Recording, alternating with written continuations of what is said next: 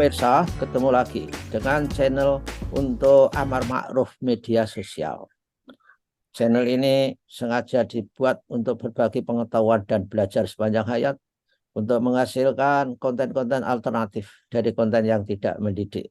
Oleh karena itu, jangan lupa saudara-saudara klik subscribe kalau Anda merasa video ini bermanfaat, dan share, bagikan kepada sanak saudara keluarga supaya mempunyai nilai ibadah. Dan tentu saja ketika video ini sampai ke gadget Anda, ini adalah berkat sentuhan kreatif dari Guru Kreatif Inovatif Nasional Mas Heri Teguh Yono, Guru SMP Negeri 2 Karanganyar, Kabupaten Ngawi. Nah, kita sekarang bersama Ustadz kita, ilmuwan dan juga ulama kita, yaitu Dr. Zainal Mutakin, dan nama lengkapnya Dr. Zainal Mutakin Sufro, ahli ilmu faal manusia, dan beliau berasal dari Fakultas Kedokteran Kesehatan Masyarakat dan Keperawatan Universitas Gadjah Mada yang terkenal UGM. Nah, dan tema kita kali ini adalah mengapa kita bernapas. Apa pentingnya bernafas? Dan bernafas itu saya kira merupakan hal yang sangat penting, karena orang yang pingsan itu selalu dicek nafasnya. Oh, masih bernafas enggak gitu. Nah, kita akan bincang-bincang bagaimana bernafas yang baik. Bagaimana peran pernapasan kita dalam menopang kehidupan kita. Kita sapa dulu narasumber istimewa kita. Assalamualaikum warahmatullahi wabarakatuh, dokter. Waalaikumsalam warahmatullahi wabarakatuh.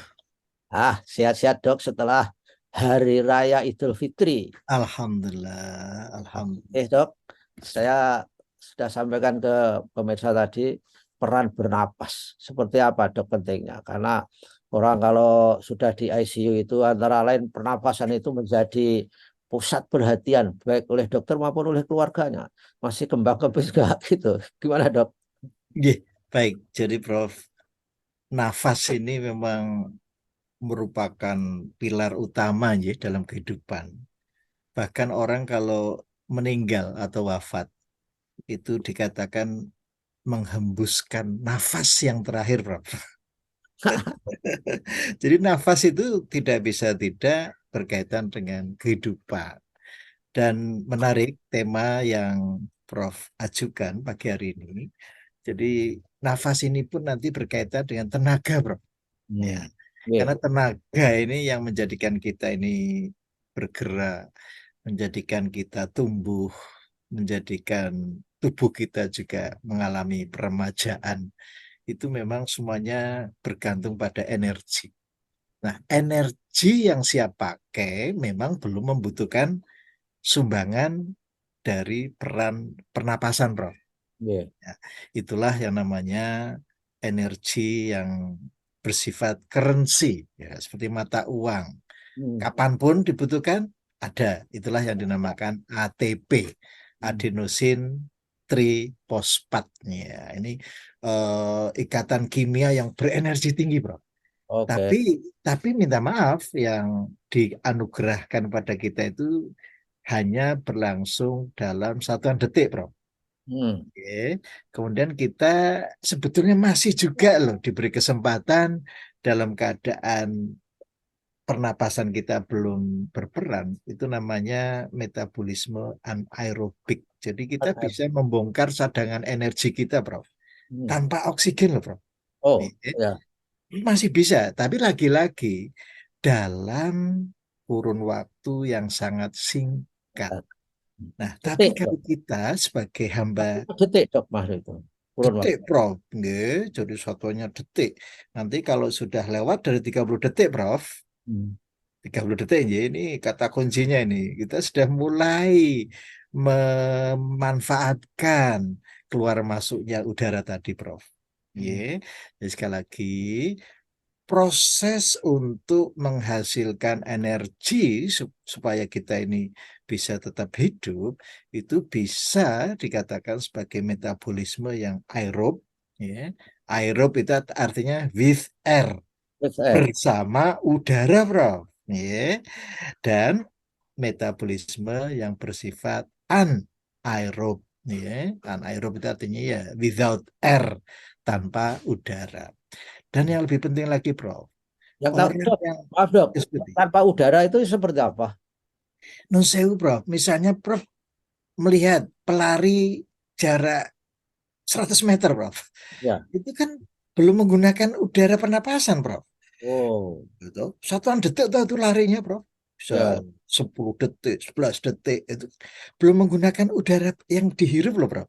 Oh, Jadi dia hanya menggunakan energi currency yang kita namakan ATP, adenosine triphosphate. Ya, dan inilah Prof, supaya kita sadar betul loh ungkapan la haula wala quwata illa billah.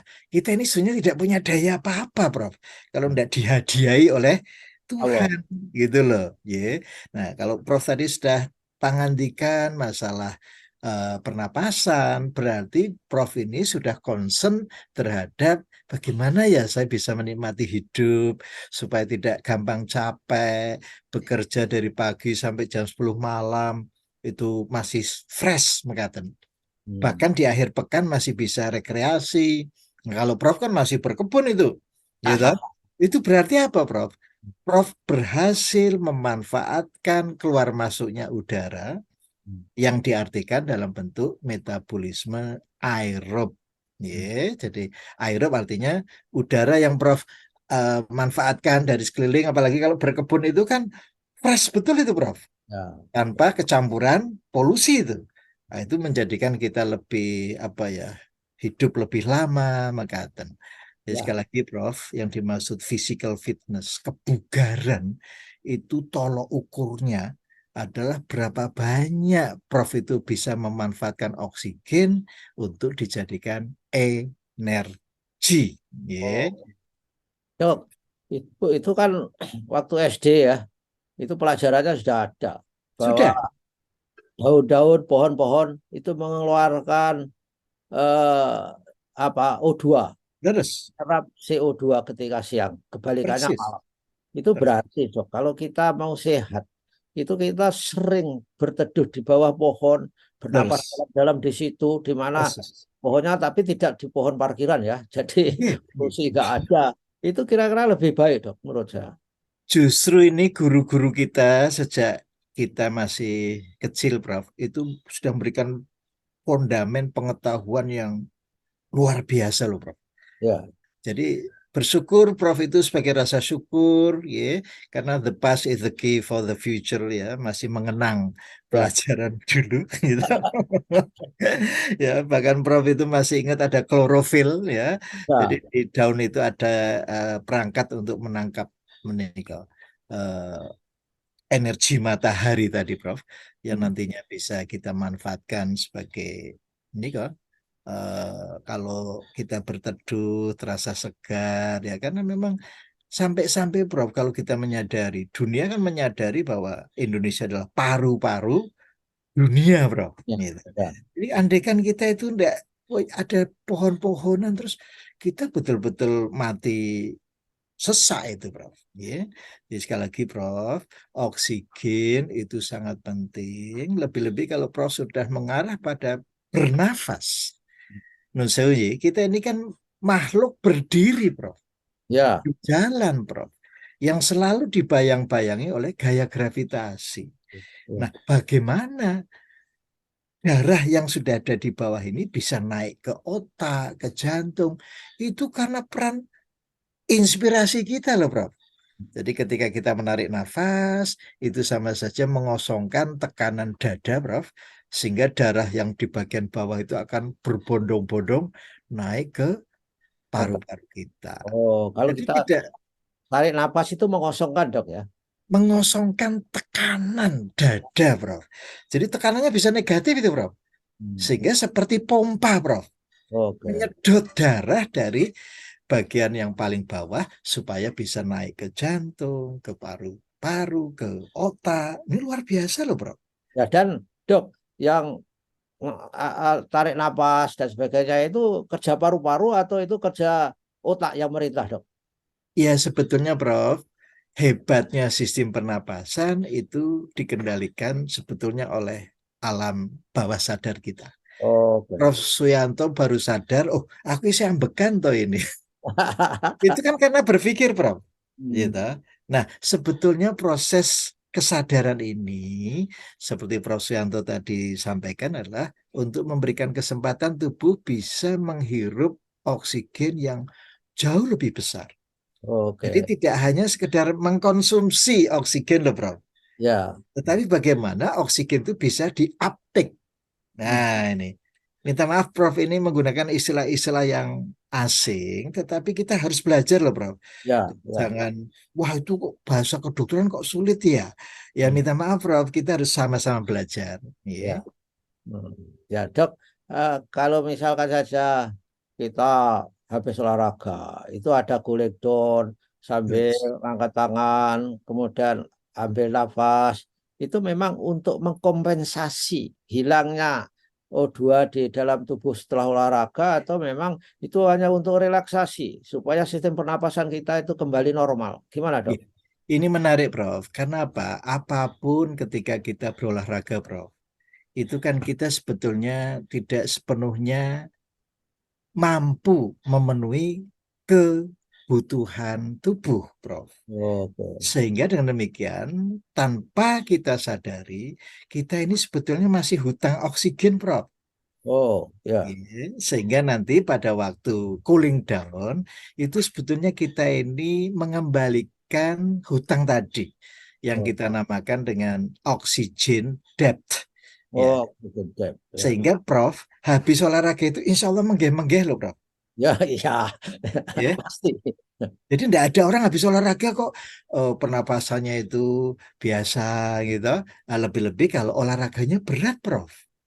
Ini yang harus kita perhatikan. Berarti semakin berat olahraga yang kita lakukan, maka kita harus mengembalikan oksigen tadi lebih Ya. besar.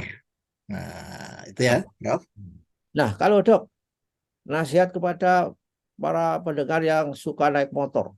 Padahal di dunia apa lalu lintas itu kan, wah, itu Polusi itu. polusinya besar sekali. Itu berarti yang dihisap itu tidak murni oksigen. Itu apa yang impact-nya, Dok, kepada kesehatan kita? Apa yang paling menderita dari masuknya nafas yang tidak mengandung oksigen secara full? Apa, Dok? Jadi menurut saya, Prof, yang namanya polutan, Hmm. polutan itu kan reaktan juga, Prof. Ya, jadi polutan itu ya yang menyebabkan apa ya bahan polusi tadi itu akan merusak sel-sel, Prof.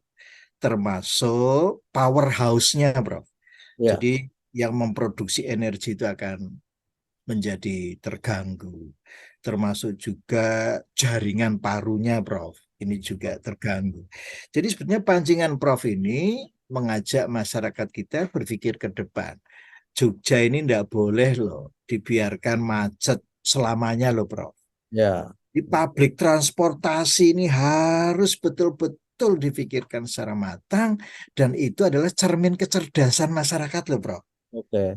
Kalau Hmm. panjenengan tidak ke Eropa, itu enggak ada yang namanya kendaraan begitu berjubel dan semrawut. Dan tolong, Bro, jangan membenarkan yang biasa. Ya. Ya. Jogja ini biasa macet kok. Gitu. Ini hati-hati, Prof. Ini menunjukkan kecerdasan kita ini masih perlu ditingkatkan loh, Prof. Sudah kecerdasannya kurang, ditambah polusi, Prof. Tidak bisa mikir nanti, ya. Jadi ini menarik sekali, Prof. Bincang-bincang kita hari ini. Jadi sadarilah betapa kemacetan lalu lintas itu cermin bahwa kita ini perlu meningkatkan lagi kecerdasan.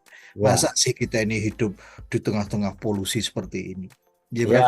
oke lah, Dok. Terima kasih, Dok. Itulah para pemirsa betapa pentingnya pernapasan, betapa pentingnya O2, dan oleh karena itu kita harus sesekali menghirup udara yang sangat-sangat segar.